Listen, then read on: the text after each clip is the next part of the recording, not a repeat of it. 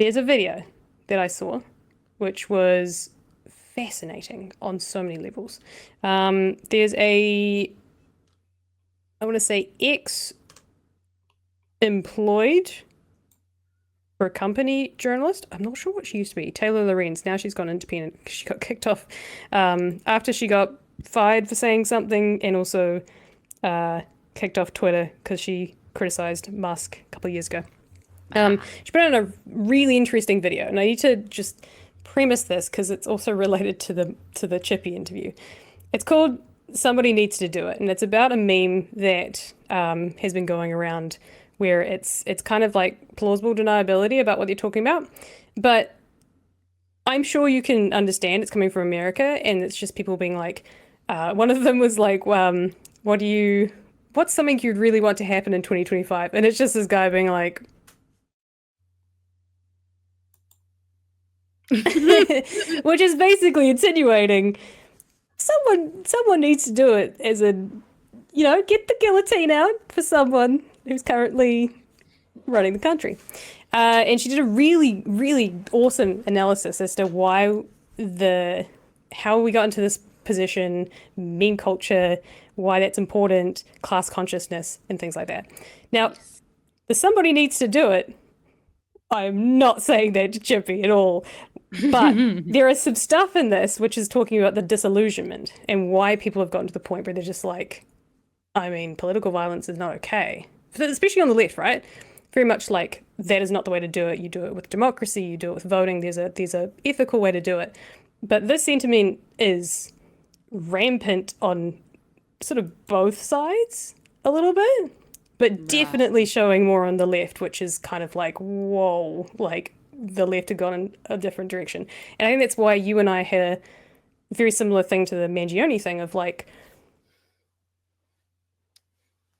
somebody needed to do it. Like, can you really blame them for, it's like, yeah, we don't agree with it. It's morally incorrect, but murder's bad, okay. But yeah, like, also, but that's why it's the somebody needs to do it. It's like I'm not, but if someone is willing to, like, yeah. So the video is really, really interesting, and it kind of talks about how people have gotten to this point. I'm pretty sure this is going to demonetize us, but I think it's really important that we do actually. I'm sure. Sorry, it's fine. I'm sure she's good to us, and like we're having proper discussion about it. But I think it's really important that we do go through it because I think there's some sentiments in here that are interesting, but also kind of reflect on the last 2 or 3 years with, post-COVID stuff. 5 years? Shit, that was 2019. Damn, we fucked. And it don't stop coming, and it don't stop coming, and it don't stop coming. God, my throat is killing me. I can't remember. I haven't put what this clip is about, but I'm sure it'll come pretty close. Pretty quickly figure out what this is talking about. I didn't write up my notes. I just put the timestamp down. So whatever it's about, I'm sure it's good. On police and prisons than on schools and housing. 2020 marked a turning point, a realization that the world as it wasn't working for most people, and that another, better world was possible, one where people are valued more than profits. Millions of people began to see clearly what had been hidden in plain sight for decades. Of course, not everyone embraced this moment. The backlash was real and predictable. The term woke was treated like a slur in some circles and a way to dismiss the very real empathy and awareness that defined this era. But the pushback only confirmed that a major power shift was underway. People were finally beginning to seek systemic change, but then the boot came down hard. Biden was elected that fall and began working overtime to dismantle the social safety net that had expanded in 2020. This is when we saw the beginning of the disenchantment that would ultimately result in these assassination memes. Immediately. So I highly recommend going and watch this video because I just assumed Democrats in power, they were the ones who put a lot of those social security, like the Medicaid, things like that. Those policies came in 2020 when Trump was still in power. And I think that's because the Democrats, I don't know if anyone knows this, I think the Democrats had a majority.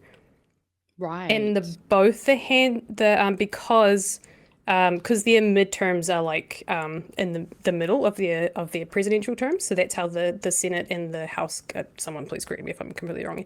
The House and the Senate can flip to a Democrat majority or a Republican majority during a Democrat president or a Republican president. So I think it was the Democratic majority Senate and House that were able to pass a lot of those really progressive things to keep the economy going, keep people alive. The mandates and the social benefits, the social security things, the rent freezes, all that sort of stuff. But what I didn't realize is that Biden was the one pushing for the whole get back to work bullshit. And I think I'm very outside of American politics. I kind of get bits and pieces of it. But at that time, I did not realize that. I just assumed Democrat-led president that... Nah, Biden was... Yeah. I mean, again, in like a lot of the times, it feels like the left-leaning party is just a light version of the right-leaning party. Like, they're just usually a little bit softer. Biden obviously had a lot of questionable things in his term. Same way Obama did. Like, yeah, it's true. But yeah, it's... So yeah, I mean, to be fair, I'm so fucking like chronically addicted to Philip DeFranco. I can't help but consume American content. Yeah, I guess that just kind of, that went over my head. I guess we were all kind of in our own spaces during the pandemic anyway. We're all dealing with our own government, which is, our own situation. That, didn't really need to look around to get out. Yeah, I mean, there was enough going on here. I totally get that. So you can kind of see how this relates to Chippy a little bit. Not the meme itself, but the kind of what leads to the memery. This I thought was fascinating. This kind of explains a little bit of class consciousness. Now with even fewer health protections and no meaningful treatments for the brand new, highly transmissible airborne virus that ravages your heart, neurological system, and immune system, and is still spreading at pandemic levels, even today in 2020. So the Biden administration basically was like, get back to work. We can make it work. Mask mandates. We're fine. Like, keep it going. It's fine. You don't need to hunker down. It'll be fine. 5.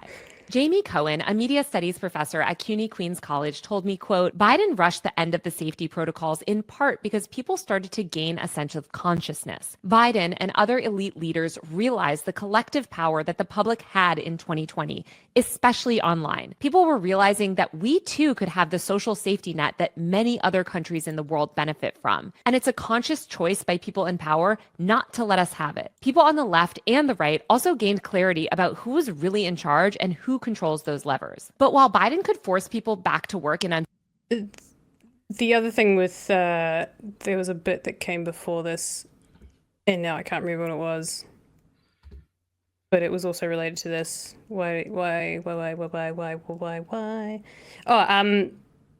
Yeah, with the pandemic, obviously, a lot of us were online, and those who weren't typically very online were suddenly very online. And where do you go when you're very online? Social media. And those of us who are like, yeah, social media is just like a daily part of our lives. The boomers all got on there. But also, we were all just kind of in the same situation. We were all in the same boat, and we all kind of had a bit of solidarity between a lot of us, a little bit. Then things derailed, as we are well aware of, and it was,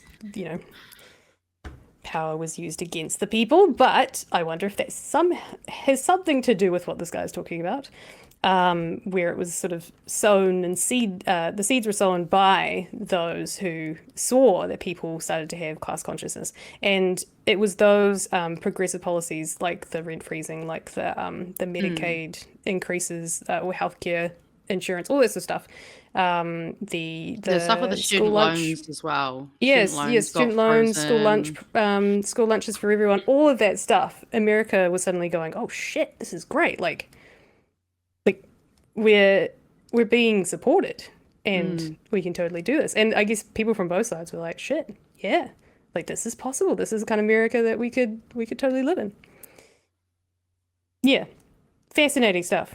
Didn't really think of it this way, but yeah, class consciousness freaks out. capitalism, I guess. It's because it's dangerous. It is something that can defeat capitalism. Same way they don't want people to be educated or to, I don't know, understand the political system they fucking live in. Like they make things purposely obtuse. Why is the government currently trying to repeal the plain languages bill? Because they don't want us to fucking know what we're doing and how they're fucking us. Also, I saw a comment here that's saying, is she saying there's a deep state controlling things in the US?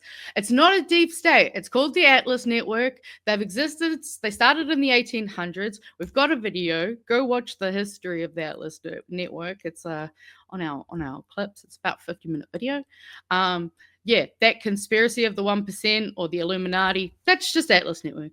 Right. It's not that there's like, yes, that is very much true, the Atlas Network, but it is systemic and that's a lot of criticism now, is that especially the Democrat Party are powered by money, right? They have a lot of people that pay them a lot of money for campaigning to get them to win, who have a lot of money in their pockets and they want to keep their money in their pockets. So the Democrats are in themselves a little bit corrupt, I guess. And they just don't go far enough with stuff, which kind of relates back to the old Chippy. But we'll continue because I think it comes. Yeah, I'm going to look up full someone. Circles. Go for it. Oh, is that my internet gone or is that yours? No, it's all right. We're good. Don't have notes for this. Let's see what she got to say next. Charge weren't doing anything about it. By the summer of 2023, you could see this nihilism and anti-elite sentiment creeping out all over the internet. In June 2023, the implosion of the Oceangate Titan submarine, piloted by billionaire Stockton Rush on a vanity expedition Just realized you guys could hear it, but you can't see it. There you go. to view the Titanic, became an immediate meme. Within minutes of the news breaking, people were joking about imploding billionaires all over TikTok, Twitter, and Instagram. People posted with glee about, quote, natural selection. They made playlists joking about it and posted lists of other billionaires they hoped would take a submarine ride. People weren't openly calling for billionaires to be executed yet, but they were certainly celebrating when they died. I would argue that the submarine memes of which also somewhat reflective of the Trump assassination attempt. There was a little bit of like from people, and it's also reflective of the Mangione and incident as well. The alleged guy, he allegedly murdered. It's alleged, but I think it's alleged because it's not convicted. But yeah, those sentiments were already there. That definitely reverberated where people were like, I mean, the guy was a billionaire and he had the opportunity to do this thing and like, I kind of don't care. Like, this is superfluous stuff. You could have done so much more with your money. I think it's that kind of thing of like, oh yeah. I mean, the thing you is, didn't have to go down to the ocean in a dumb fucking, what do you call it? Little imploding machine. Imploding machine. I mean, the thing is, when you're going to hoard wealth and be so selfish that you don't give a shit about the wider community around you, we need other humans to survive. If you're going to be that selfish, don't expect other humans to be sad if you like get hurt and no one was able to help you. Like, there is definitely a bit of like, you have to take accountability for that. If you want to be a capitalistic piece of shit who's just going to sit there and try to squeeze out as much fucking profit as you can. Again, when we had the 2023 elections, Countdown, Woolworths, whatever the fuck you call it, are making $1 million profit every day. And I wouldn't be surprised if that number's gone up, to be honest. We saw how much butter costs. But like, this should not be acceptable. It should not be acceptable that just because they're a company, like, yes, have some profits, but there is a point where you're just hoarding and trying to be like, look how big my number is, and it makes my cock feel really long. Like, stop that shit. It's bullshit. Like, I would much prefer that they would, I don't know, are forced to give certain percentages of their profits back to, you know, community organizations that they fucking operate in. Not just sit there and go, oh, I'm just going to keep collecting all this money by selling you things you need to live and survive on. Like, it's disgusting.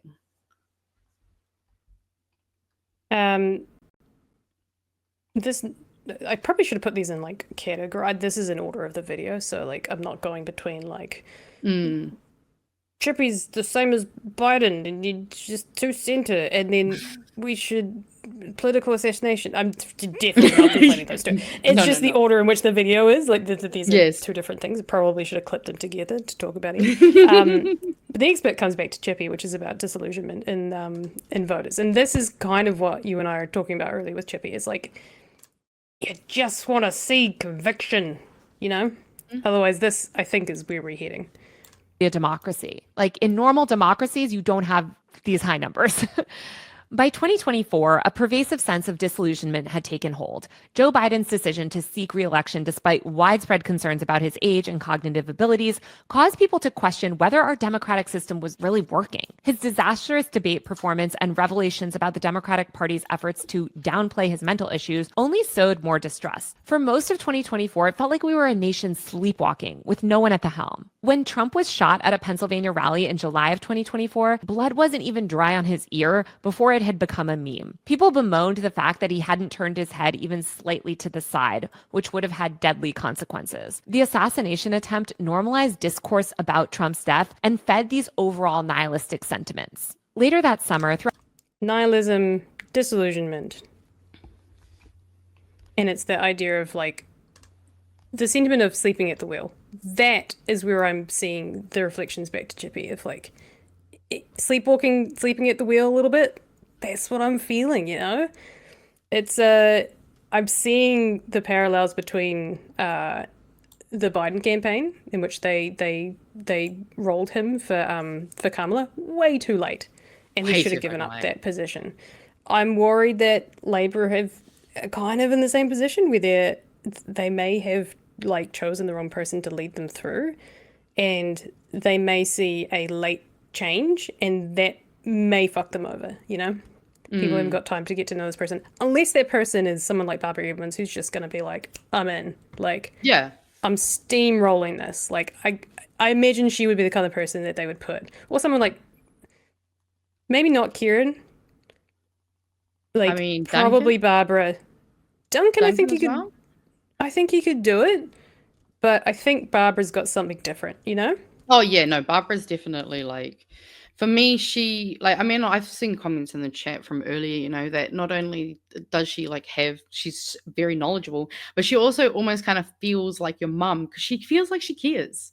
You can tell that she's not just doing this job because it pays a decent fucking wage and she can do stuff to, like, you know, better herself. Like, she even said when she came on the show, her daughters will be fine.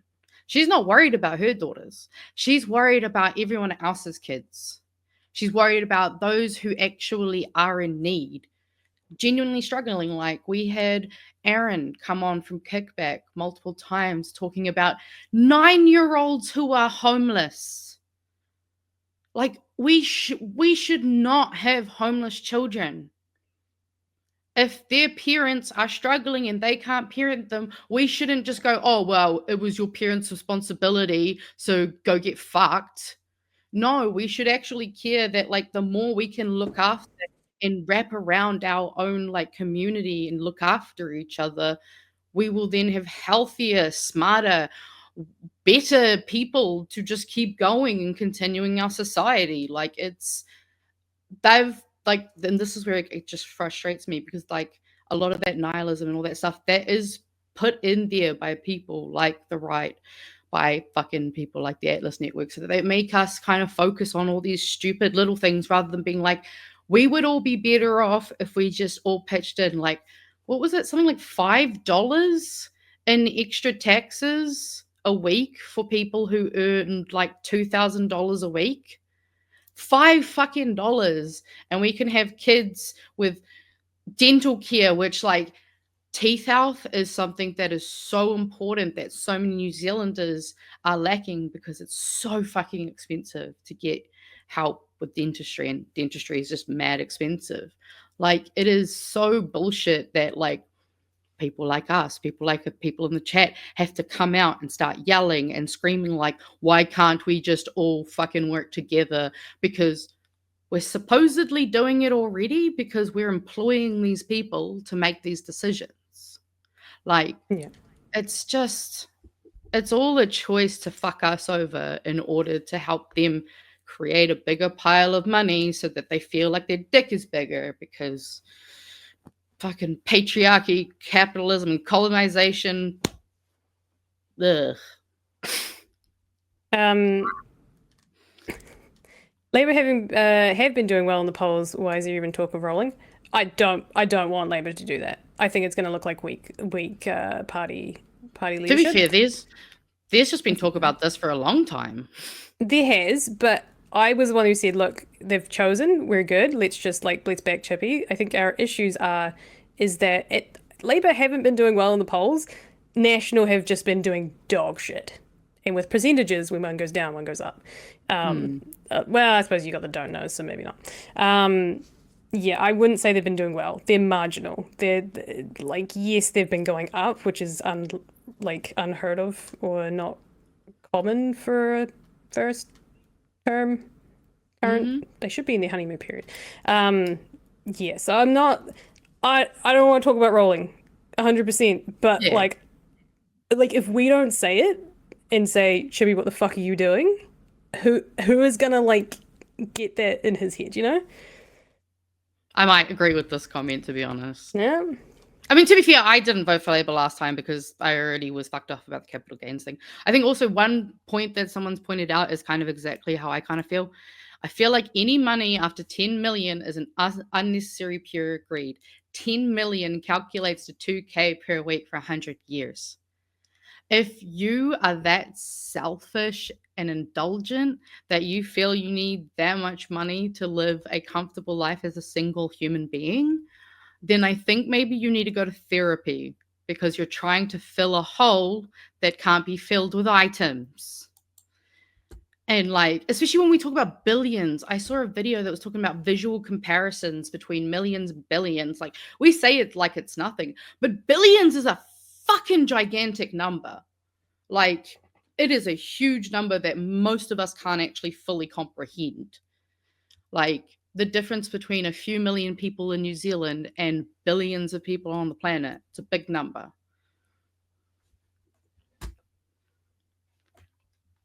Throwing that in there because I agree with that. All right, so you've kind of somewhere in there you perfectly segued into the next wee bit. I was going to show a wee clip about the criticism on like the left suddenly kind of being like about like political violence, when basically the right, there's so many examples, the right have done this for so fucking long. So like like calling a spade, calling the kettle black, one of those two. So I'm going to jump in the next bit because you segue really nicely into it. What the hell do we do when we're nihilistic? We those of us who aren't like politically charged, it's, you know, your average people that are just like getting disillusioned. They say, well, you know, Labour didn't help me, National didn't help me. It's very easy to go into individualism and kind of go, well, I don't have the power to help other people. Clearly everything I'm doing, protesting, doing things the right way, voting, is not helping. So in order to survive, I'm going in. I'm going to look after me and my immediate family and make sure that they're safe so that we can survive. And if we can survive, maybe then I can start to help. But she makes a really good point of what we should be doing instead. And it kind of comes back to what you're saying about, you know, we need to rally the people. Have I got the right timestamp? Sure do. Collective outrage begging for structure.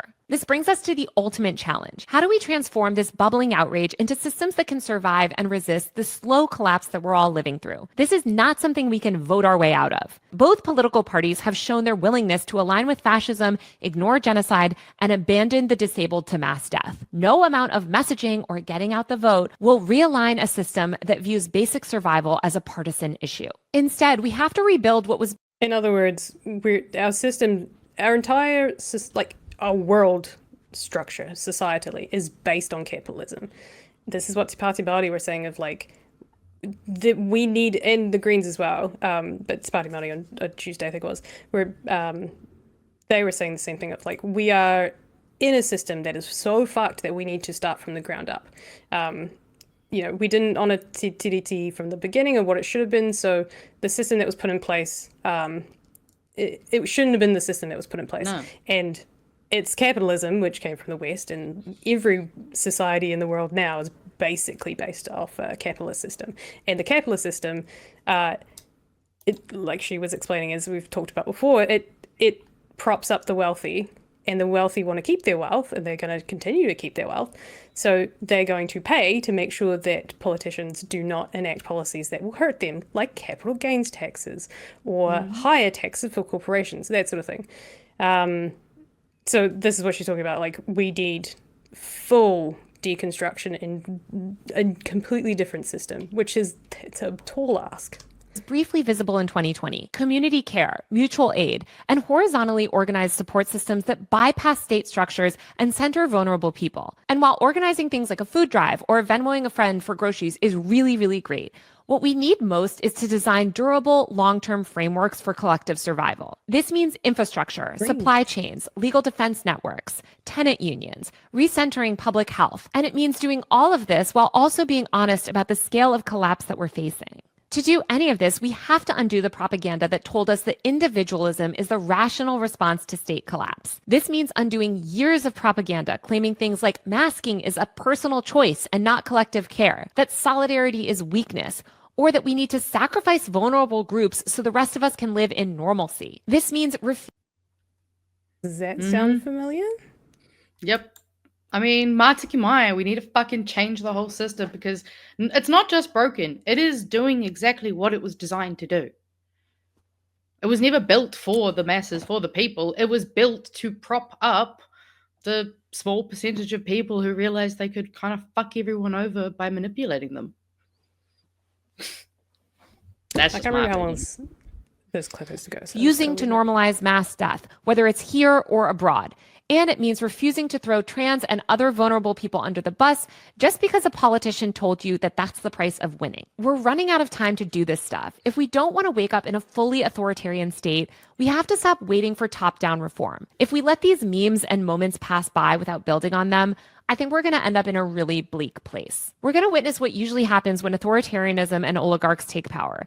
Most people will accept a slow decline. They'll retreat further into individualism and focus on caring for their immediate family over others and exit the political arena entirely. Authoritarianism rarely takes control through force. It's usually just through resignation. But these memes show how many people do still care. They prove that there is a desire for change, even if it hasn't yet found form. And as we... There was a point I was going to make. Yes, Taylor is talking about the States. Yes, New Zealand is not at this, like, we are not where America is right now. But I'm pretty sure that you heard things in there that are echoing in our current parliament system. You cannot say that X policies, the things that National are doing, aren't very similar. The whole anti-trans bullshit that has been imported from the States. New Zealand first as well. New Zealand We've got to first, make sure we put it on all of them. Yeah, no, yes, but it's the idea that they're gonna slowly.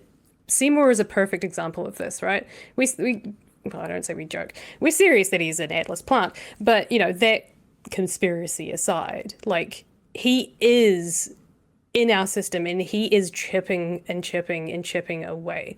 Like, he is a threat to us. RSP is a perfect example, and people just go, meh. Exactly. I hope not. Our community doesn't. Yes. But if you do go, meh, it can't be that bad.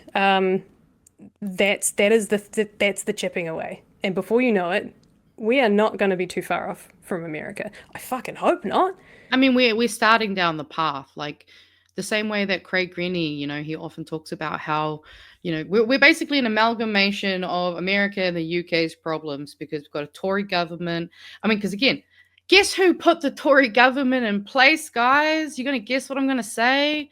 Fucking Atlas. Also, guess who was behind Project 2025 within the last Trump campaign? Fucking Atlas. They're all coming from the same playbook. They've just slightly tweaked it based on the slightly different cultures. And that's why the RSB is so important, because they've realized, oh, this treaty's really in our fucking way. And until we can get past it, there's nothing that we know we can't continue our plan and get ourselves to the point we're getting these guys. Like, that's why they're coming down for us so hard at the moment. And I think that's also why, especially at BHN, we're trying so hard to build community, because that community is so fucking important, because we actually do have more power. We've just been convinced that we don't, because, you don't see the money go out of your bank really. You kind of know it does, but it doesn't feel quite real. You don't realize that when Christopher Luxon says, what I'm saying to you is, we're paying for him to fucking say that. He's on our dime when he does that. Like,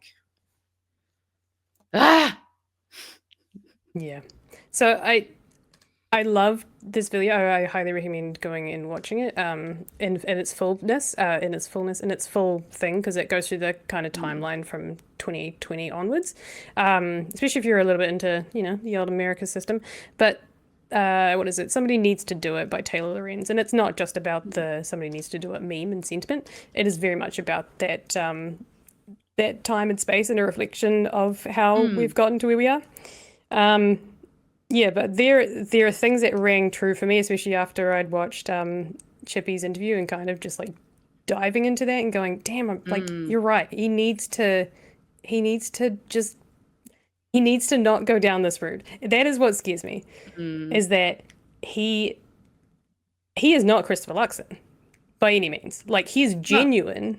I truly believe that he is genuine in his belief in that, in the social contract and funding healthcare and all of these things, but he is still inside of that capitalist system and still has those sentiments of we need to get back into black, those centrist things that lean more right, that we don't need to, and we shouldn't be leaning on those. Oh, absolutely. Because it, in my opinion, it emboldens the right, and it legitimizes the right. And it legitimizes those really right-wing things that lead to that authoritarian state, which we're far off, but we're rolling. It emboldens those for the people who are centre-left, right? It normalizes the system that we're in, as opposed to going, we're the centre-left party and we're saying, yeah, this is fucked. This capitalist thing is fucked. I just need him to be like, yeah, we're doing capital gains tax. It is necessary. It is necessary because we need to fund our hospitals. We need to fund your education. We need free ECE. These are things that you need that we can do if we invest in them. Yeah, if you want people to sell your shit to, how about we make sure they're healthy enough that they can work and they can afford to give you that money back. Like, we've seen that, poor people stimulate economies. They spend their money, they don't fucking hoard it. And I mean, again, that's if we're working within a capitalist system. A lot of we've been convinced that this system we live in is the best default. It is not the best default. It is an option that was kind of chosen or forced upon some people. And now we're in a point where it's this is clearly not working. It's clearly not helping people. It's only making things worse.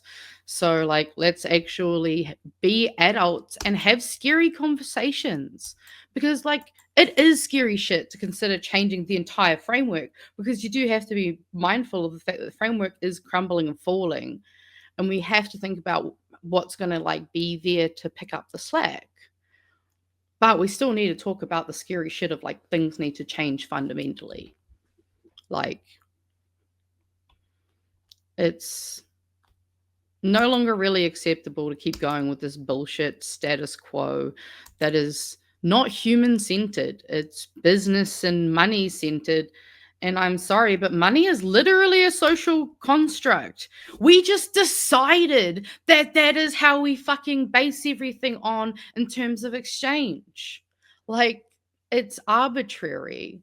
So we can change it. It's just scary and would require a lot of hard work. I swear we will move on, but I think this is important shit, and we're on a roll. What is the best system you're advocating for, Magenta? I'm gonna jump in instead, and you can chime in afterwards. Just to be a real dick. No, you go. I realized walking home one day, I have lots of revelations. My brain is great at connecting the dots. When I'm not asking for any system. I don't want a communist system. I don't want a capitalist system. I don't want a full socialist system. I don't want a full one thing, neoliberal, liberal system. I don't want one. I want all of them. I want the best bits of all of them. We can have a capitalist society, but we can also have capital gains taxes. We can have social infrastructure. We can have UBIs. You can earn as much as you want. You want your fucking luxury boat? Go for it. But I want to make sure everyone's housed first. And if you've got enough to go and buy a luxury boat, go for it. You stimulate a different part of the economy, you go for it. But if your money is not going back, a decent amount of your money that is well beyond what most people ever see is not going back into the system, then the system is fucked. You should also be helping the people at the bottom. Just not even thrive, just survive. Just basic things met. And it's a system of all of them working together. They all work together. But we are heavily leaning in capitalism at the moment. We're drowning in it. And the system we can see the flaws in it now after it's been, 70, 80 plus years since new capitalism. Okay, there's a name. I don't know the dates of those ones. I'm not advocating for a different system. I'm advocating for all of the systems to work together. And maybe that's socialism. I don't know. But that's the thing. You got to pick bits of the best of them, right? You can't have full communism. We've seen what that looks like. It's pretty shit. But there are policies in there, and there are things in there that I like. When it comes to specifically named systems as well, I almost feel like in that is also a trap in of its own. Is because we get really safe in being like, okay, well, which one's the best? Honestly, my genuine opinion is we need decentralized systems where it is regionally located, because there are different needs of different people in different areas. So the way that they might want to prioritize, maybe not, we'll have the basic things of food, clothing, and housing and that kind of thing. But outside of that, how they want to prioritize their money should be up to the people it's being spent on. We should go back to more slightly smaller communal types of ways of thinking. We should have people work together to go okay, look, what's this, what are our values? What do we actually want to put your money where your mouth is? What are your values, and how are you going to show that through the way that you prioritize that spending? It's not for me to tell people what the best political system is, because I didn't, political science was not my degree, but also I'm just one person in one area. I feel like it's the same way when originally they were trying, before the kingitanga was created, they went around and they were trying to basically be who wants to be the king? Who wants to be the king? And most of the leaders were it is not for me to decide for every Maori across this motu. We are very diverse and different. We have different needs based on the environment around us. Yes, we will trade and we will have those relationships, but the way that we function should function for us and serve us. And that's where I think that we need to have that. The systems need to be built around the people. And I'm not the person to tell you what that system should be.